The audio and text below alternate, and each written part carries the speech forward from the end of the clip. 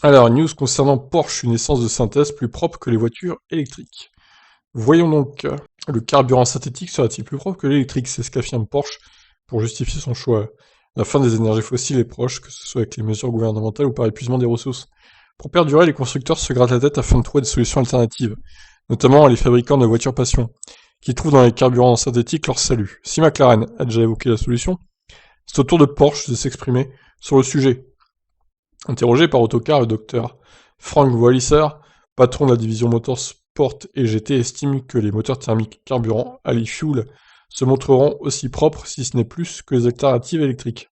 Le carburant synthétique est plus propre. Nous nous attendons à une réduction de CO2 de 85% d'un point de vue du puits à la roue, et vous devez prendre en compte l'ensemble de la chaîne pour tous les véhicules. Il s'agira du même niveau de CO2 produit dans la fabrication et l'utilisation d'un véhicule électrique. Une voiture électrique émettant généralement plus de CO2 lors de sa fabrication qu'un véhicule thermique, ce dernier reprendra ici l'avantage, avec un impact CO2 à l'utilisation plus réduit.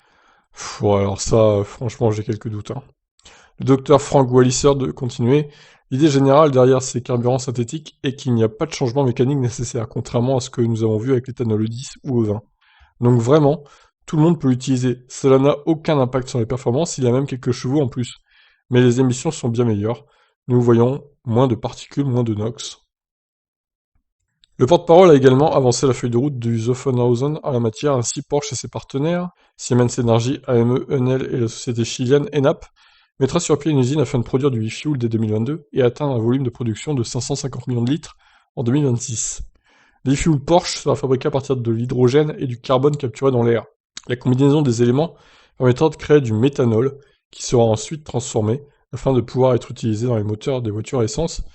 Qu'elles soient thermiques ou même hybrides, la fabrication sera faite à partir d'énergie éolienne dans une usine installée au Chili. Ok, bon. Alors c'est pas mal. Moi j'aimerais juste savoir les prix au litre de cette essence synthétique. Parce que si c'est pour nous pondre des prix au litre de 2 euros le litre, ça ne sert à rien, hein, clairement. Personne n'en achètera. Donc j'espère que ce sera plus écologique et moins cher aussi. Genre du même acabit que le 85 par exemple, je sais pas, 60 centimes le litre.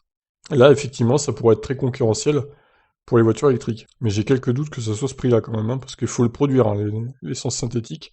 Donc bon, s'il y a des connaisseurs dans le domaine, écoutez, je vous laisse répondre en commentaire.